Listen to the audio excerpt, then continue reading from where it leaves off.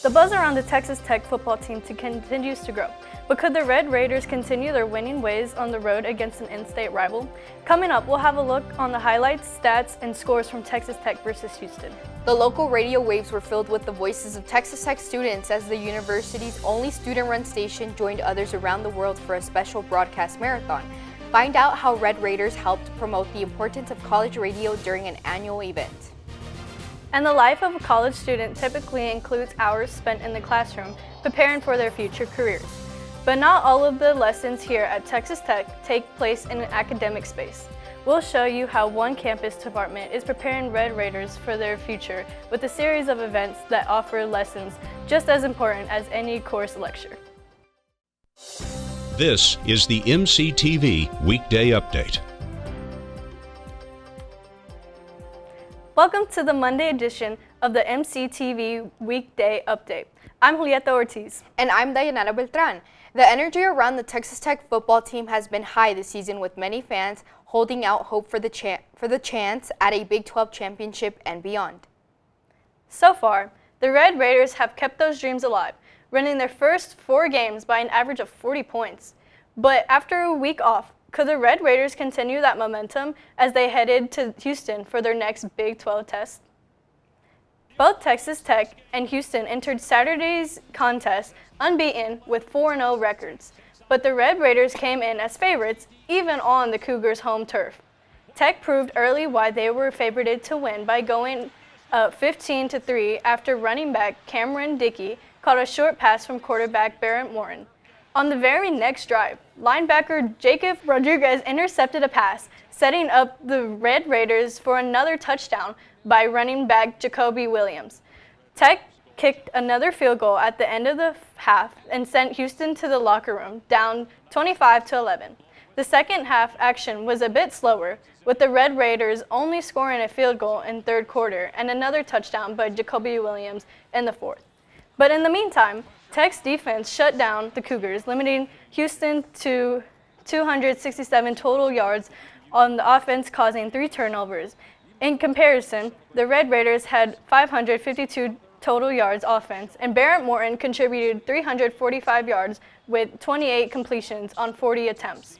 At the end of the day, Texas Tech headed home with their 5th win, finishing off Houston 35-11.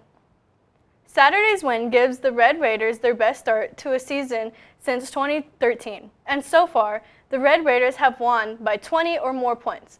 But Tech's 24 points win on Saturday equaled their smallest margin of victory this year. Head coach Joey McGuire says it could have been more, but he's not disappointed. There was a lot of times that, we felt like we could have scored more points than what we did, but at the end of the day, there was teams that went on the road, that were expected to win and didn't. There were teams that went on the road that were in dog fights like this that couldn't handle the adversity, and our team handled the adversity, and so I'm proud of them. And it's going to be fun to get back home, homecoming next week, and I know we're having a great crowd. So excited about that.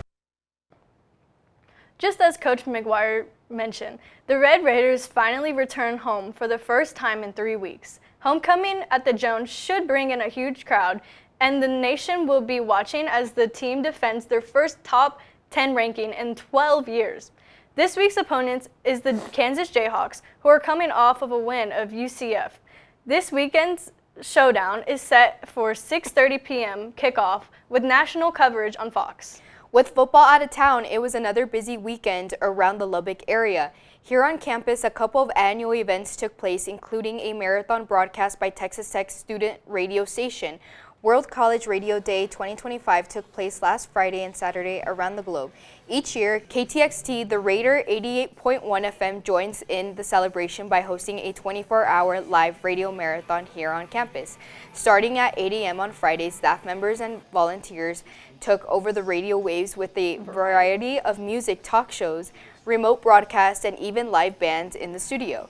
The annual event gives students a chance to have their voice heard in hopes of attracting new listeners while experiencing the impact of live broadcasting. College radio is really important to me because I just like radio. That's what I want to do as a career. And so I liked getting all the experience through college radio. But also with college radio, you get to meet a lot of cool people who are also very interested in, just kind of music and that high pressure live broadcasting. And I've met some pretty cool people. You can still get that, feeling of accomplishment, like you're doing something and you're participating something while you're still at college, and it's early enough in the day that it gets you up in the morning, and it's the reason to get up, and you meet tons of cool people, you learn a lot of new music, and you learn a lot of things. KTXT wrapped up this year's College Radio Day at 8 a.m. on Saturday morning, but the station has a full lineup of live shows featuring student content that will continue throughout the fall semester. If you are interested in becoming a part of KTXT, or if you just want to keep up with the station's schedule and events, you can follow KTXT on Facebook and Instagram at the Raider 881. Over at the Sub, another annual event also allowed students to practice their speaking skills in front of an audience, but on a much tighter timeline. The final round of the 2025 3-minute thesis competition was hosted on Friday by the graduate school in the Sub Ballroom. The event started on Thursday, giving dozens of students the chance to share their work with the campus community. On Friday, a group of finalists took center stage in the ballroom using a single graphic in 3 minutes or less to give a condensed version of their thesis to judges and attendants. The goal of the 3-minute thesis contest is to help graduate students learn how to present their research in a non-specialized audience. At the end of the competition, the top 3 contestants were announced, with each receiving a cash award. The winner is also moving on to a regional competition that will be held during the Conference of Southern Graduate Schools in February in Baton Rouge, Louisiana. As we just mentioned, the events calendars here on campus and around Lubbock was packed over the weekend, and that also includes several outdoor events across the city. Luckily, the West Texas weather cooperated both Saturday and Sunday, including mostly sunny skies and warm weather. October usually includes some weather changes as fall sets in, but that hasn't been the case so far. So will we start to see any of those changes this week? Let's take a look at the MCTV forecast. We've been seeing quite a few clouds on the MCTV tower cam today, but even with the clouds, it's still been dry and warm. The temperatures are currently in the mid-80s, but we might make it to 90 again before the end of the day. The cloud cover will continue into tomorrow, and we could see overcast skies later in the day of Tuesday. There's a slight chance of rain overnight into Wednesday, but right now it's looking like the Lubbock area may only see a few sprinkles. Tomorrow, temperatures should be a bit cooler across the area. Highs are expected to only reach the upper 70s and low 80s, but morning temperatures are predicted to stay around the low to mid 60s, which have been pretty consistent over the last few weeks. Tuesday's cool down will continue into Wednesday, but after that, temperatures will warm back up with highs climbing near 90s again this weekend. Looking ahead, mild weather is forecast to continue into mid-October with another chance for rain next Monday. The Red Raiders football stole most of the headlines this weekend after being out of action the final weekend of September. But another Texas Tech team is starting to get some national attention after meeting up with a ranked opponent on Sunday. The Texas Tech women's soccer team is currently enjoying a home stretch as they welcome their second of 3 Big 12 opponents to the John Walker Soccer Complex yesterday afternoon. The number 13th ranked Red Raiders took on the 21st ranked Kansas Jayhawks, but Tech quickly showed why they are the top team in the conference. Junior Taylor Zerjeski knocked in her first of 2 goals in the 9-minute mark, and then sealed the Red Raiders with another goal 68 minutes into the game. Tech held off Kansas to improve their record to 4-0, 1 in conference, and 10-1-1 overall. Tech's only loss so far this season was at the University of San Francisco back in August. Along with yesterday's win, the Red Raiders moved up to number 9 in the top drawer soccer national rankings. The team will finish off their current home stand against TCU this Friday at 7 p.m., setting up another ranked showdown. TCU is currently sitting at number 15 in the top drawer rankings and 3rd place in the Big 12 standings. If you're unable to cheer on the team in person, you can also watch on ESPN+. Last spring, the Texas Tech softball team surprised the nation, going on a winning streak that ended with the Red Raiders in the finals of the College World Series. Tech may not have brought home the national championship, but the team is already gearing up for another run next year. In the meantime, the Red Raiders have played several scrimmages and hosted open practices for fans. But yesterday, the team headed north up Interstate 27 to meet up with the West Texas A&M squad for a fall ball matchup. Although the game didn't count, Tech blew out WT 29-5. The current Red Raider roster includes a lineup of heavy hitters, including redshirt junior Taylor Pennell, who transferred in from Tennessee this year. Pennell went 5 for 5 with a pair of doubles, a home run, and 2 RBI. Tech softball is hosting a series of events this upcoming weekend in conjunction with Saturday's homecoming game. The team is inviting in alumni for an open house on Friday, a tailgate on Saturday, and then the final fall exhibition game against Odessa on Sunday.